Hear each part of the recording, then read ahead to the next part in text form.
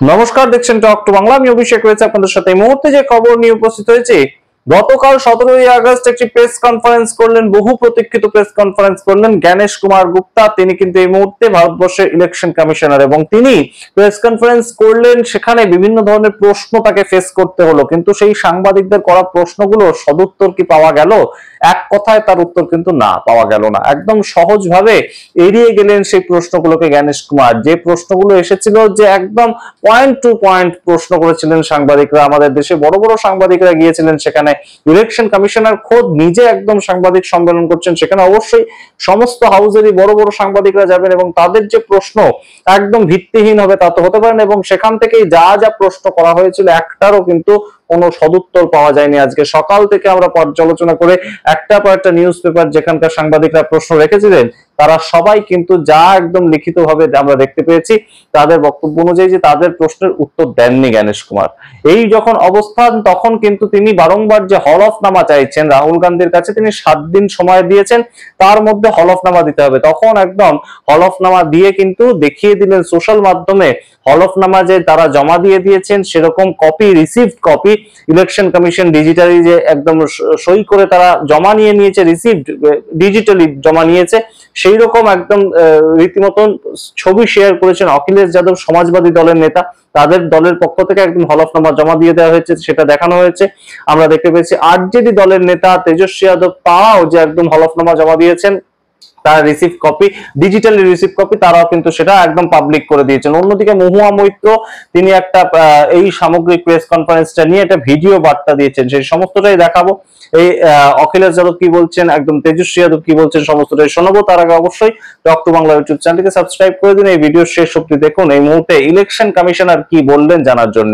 আপনারা জানেন যে ইলেকশন কমিশনার জ্ঞানেশ কুমার গুপ্তা, তিনি কিন্তু রিসেন্টলি ইলেকশন কমিশনার হয়েছে, কিন্তু সামগ্রিক যে অভিযোগ, সেই সামগ্রিক অভিযোগ কিন্তু উঠেছে একদম প্রাক্তন ইলেকশনের যে কমিশনার ছিলেন রাজীব কুমার, তার আমলে সামগ্রিকভাবে ভোট চুরিটা হয়েছে, তেমন অভিযোগ তুলেছেন রাহুল গান্ধী। এবং তার পরিপ্রেক্ষিতে এই যে প্রাক্তন ইলেকশন কমিশনার রাজীব কুমার, তাকে কিন্তু এখনো পর্যন্ত পাওয়া যাচ্ছে না। তিনি কিন্তু সর্বসমক্ষে এসে যে কোনো কথা বলবেন তেমন কোনো ঘটনা ঘটেনি। আমরা যা জানতে পারছি সূত্র মারফত, তিনি কিন্তু এখনো পর্যন্ত দিল্লিতেই রয়েছেন, তার বাড়িতেই রয়েছেন, এবং ইলেকশন কমিশনার হিসেবে যে সরকারি নিবাস দেওয়া হয় সেখানেই তিনি তার পরিবারের সঙ্গে রয়েছেন।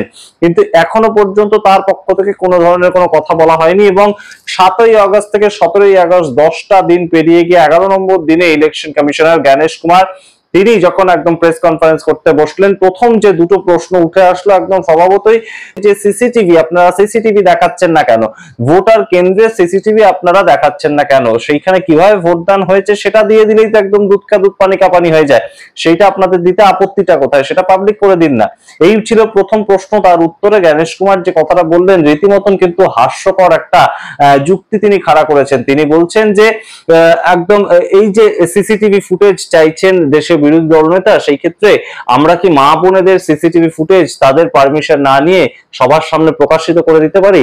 এবং সেটা নিয়েই কিন্তু একদম দক্ষিণের যে অভিনেতা প্রকাশ রাজ, এবং অবশ্যই আমরা দেখতে পেয়েছি যে বিভিন্ন সময় বলিউড ফিল্মেও তাকে দেখা যায়, এবং মোদী সরকারের বিরুদ্ধে মুখ খুলতে তিনি সবচেয়ে আগে এগিয়ে আসেন, সেই প্রকাশ রাজ একদম সরাসরি এই মন্তব্যটাকে টেনে বলেছে যে আপনারা যে সিসিটিভি বসিয়েছিলেন একদম ভোটদান কেন্দ্রে, সেটা কি মা বোনেদের সবার একদম পারমিশন নিয়ে বসিয়েছিলেন? এই প্রশ্ন কিন্তু অবশ্যই উঠবে। তার কারণ সিসিটিভি ফুটেজ চাওয়া হয়েছে, কোনোভাবেই কিন্তু সিসিটিভি ফুটেজ যেখানকার চাওয়া হয়েছে সেটা কোনো চেঞ্জিং রুম নয়, সেটা ভোটদান কেন্দ্র, এবং সেখানে মানুষ নিজের গণতান্ত্রিক অধিকার ভোট প্রয়োগ করতে যায়, এবং কোন মানুষ ঢুকছেন এবং তার একটা ভোট দিয়ে তিনি বেরিয়ে আসছেন কিনা সেটা ধরা পড়বে সিসিটিভিতে। তাই জন্য কোনো ধরনের কোনো যে একদম মা বোনেদের সম্মান নিয়ে টানাটানি হবে তেমন ঘটনা কিন্তু ঘটাতে কেউ বলছে না, এটা বলছেন প্রকাশ রাজ। অন্যদিকে একদম অখিলেশ যাদব, আমরা আপনাদের স্ক্রিন শেয়ার করে দেখিয়ে দিয়েছি যে অখিলেশ যাদব, তিনি সমাজবাদী দলের নেতা উত্তরপ্রদেশ থেকে এবং প্রাক্তন মুখ্যমন্ত্রী উত্তরপ্রদেশের, তিনি কিন্তু সরাসরি একদম যে এফিডেভিটটা জমা দিয়েছেন, হলফনামা জমা দিয়ে একদম তার যে অভিযোগ সেটা তিনি তার পার্টির পক্ষ থেকে করেছেন, তেমন কিন্তু সরাসরি তিনি দেখিয়ে দিয়েছেন যে সমস্ত কটা অভিযোগ কিন্তু ডিজিটালি এই ইলেকশন কমিশন অফ ইন্ডিয়া তারা একদম রিসিভড পর্যন্ত করেছে, তারপরেও কিভাবে এই এখনো পর্যন্ত জ্ঞানেশ কুমার বসে বসে বলে যাচ্ছে যে আমাদের কাছে লিখিত অভিযোগ জমা দিন, আমাদের কাছে হলফনামা জমা দিন, তারপর আমরা তদন্ত করব। এই যে সামগ্রিক প্রেক্ষাপট আপনারা দেখতে পাচ্ছেন যে প্রত্যেকটা জিনিস কিন্তু প্রত্যেকটা যা যা ডকুমেন্টস ছিল সমস্তটাই দিয়ে দিয়েছেন অখিলেশ যাদব, এবং তার কথার কিন্তু এই মুহূর্তে যে বক্তব্য সেটা যে ইলেকশন কমিশন যদি সেগুলো না পেয়ে থাকে কিংবা ইলেকশন কমিশন যদি এগুলো রিসিভ কপি না করে থাকে তাহলে কিন্তু আমাদের যে ডিজিটাল ইন্ডিয়া সেটার উপরেও এবার প্রশ্ন তুলতে হবে।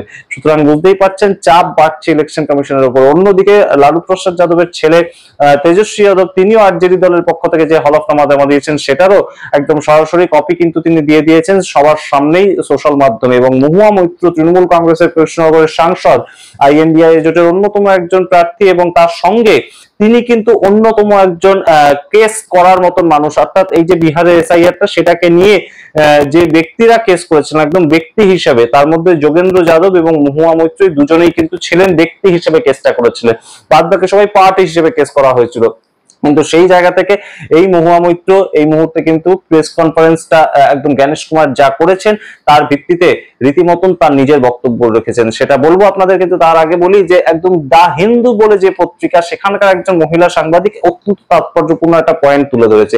এর আগে বারংবার কিন্তু ইলেকশন কমিশনের দ্বারা বলা হচ্ছিল যে বাংলাদেশি, মায়ানমার এবং তার সঙ্গে নেপাল, এই তিনটে দেশ, বাংলাদেশ, মায়ানমার, নেপাল, এই তিনটে দেশ থেকে ভারতবর্ষে বহু পরিমাণ অনুপ্রবেশকারী ঢুকে পড়ছে এবং সেই অনুপ্রবেশকারী ভোটার হয়ে যাচ্ছে এবং তাদেরকে ধরার জন্যই মূলত এই বিহারের যে এসআইআর সেই প্রক্রিয়াটা চালু করা হচ্ছে। এবং সেইখানে এই যে দা হিন্দু বলে যে পত্রিকা সেখানকার মহিলা সাংবাদিক একদম টু দা পয়েন্ট প্রশ্ন করেছে যে এই যে বিহারে এসআইআরটা হলো এবং 65,64,000 মানুষের নাম বাদ গেল, সেখানে কতজন বাংলাদেশি, মায়ানমারি এবং নেপালি ভদ্রলোক বা ভোটার তাদেরকে পাওয়া গেল? এই প্রশ্নের উত্তর ইলেকশন কমিশনার দিক, কিন্তু সেই প্রশ্নের কোনো ধরনের কোনো উত্তর কিন্তু ইলেকশন কমিশনার দেননি। সুতরাং বুঝতেই পারছেন যে তিনি তার মতন বক্তব্য রেখে গিয়েছেন এবং কোথাও গিয়ে যেন একটা প্রচ্ছন্ন মদত ছিল তার এই একদম প্রেস কনফারেন্সটার পেছনে শাসক পক্ষের, তেমনই কিন্তু মনে করছে ভারতবর্ষের রাজনৈতিক পর্যবেক্ষকরা। এবং এই মুহূর্তে কোথাও গিয়ে বিজেপির হয়ে কি ব্যাটিং করলেন জ্ঞানেশ কুমার, সেই প্রশ্নটাও কিন্তু বারংবার ঘোরাফেরা করছে ভারতবর্ষের এই মুহূর্তে রাজনৈতিক পরিমণ্ডলে। আপনারা সামগ্রিকটাই দেখলেন, সামগ্রিকটাই শুনলেন এবং তার সঙ্গে এই মুহূর্তে দেখুন যে মহুয়া মৈত্র কি বলছেন। অবশ্যই আপনাদের মতামত সামগ্রিকতার প্রেক্ষিতে কমেন্ট বক্সে কমেন্ট করে জানান। দেখতে থাকুন টক টু বাংলা, অবশ্যই টক টু বাংলা ইউটিউব চ্যানেলটিকে সাবস্ক্রাইব করে দিন। মহুয়া মৈত্রের বক্তব্যটা শুনে এই ভিডিও শেষ করুন। ধন্যবাদ। Hello, this is Mahua Moitra, Member of Parliament, Krishnanagar from the All India Trinamool Congress. I'm putting out this video as a response to the absolutely ludicrous press conference which was done by the Chief Election Commissioner, Mr. Gyanesh Kumar, today, Sunday, the 17th of August. Mr. Kumar made a lot of absolutely ridiculous claims, but two of them stand out as particularly egregious. Number one, the CEC said that there are 22 lakh dead voters in Bihar. They did not die in the past 6 months, but over the past several years. However, it was not put on records. Mr. Commissioner, may I remind you, if that is indeed the case, you have had summary revisions, continuous revisions by the Election Commissioner in Bihar every single year. The last revision was as late as April 2025. In which case the entire Election Commission, including yourself and every CEC before you, action should be taken against all of them for dereliction of duty and for subverting free and fair elections. Because if under your watch dead voters were not corrected and every continuous revision over the past several years was done incorrectly, then who's to blame? It's the Election Commissioner who's to blame. You were in your seat, Mr. Kumar. You were in your seat when the last revision was done in Bihar in April, and you're saying it was not put properly on record. People from Mars and Saturn were not responsible for this exercise. You were. Your office was. And you're trying to tell us today 22 lakh dead voters in Bihar were not put in the records and it was somebody else's fault. It's the Election Commission's fault. All of you should be hauled up for dereliction of duty. Do you think that the average IQ of all of us is the same as that of the average BJP cadre? I think you're gravely mistaken. The second thing that you say, the second thing that the Election Commissioner has said is that claims and objections that this is all some exercise by the opposition and we are spreading lies, we are spreading information and you're asking all political parties to file claims and objections for the draft electoral rolls. Can we tell you something? Till we went to court, till personally I and a bunch of others went to court and the Supreme Court said, please make these names public, we do not even know who the 65 lakh voters that have been deleted are. So if people don't even know who the 65 lakh voters are, what their names are, how was one supposed to put claims and objections? If the average voter knows that he is not on the roll, then only will he go and put an objection. You are now having to put up the transparency of all voters and the lists over the next few days as per the directions of the Supreme Court. You haven't done it on your own. So please stop with the lies, stop with the misinformation, stop being a puppet in the hands of the BJP. It is absolutely shameful.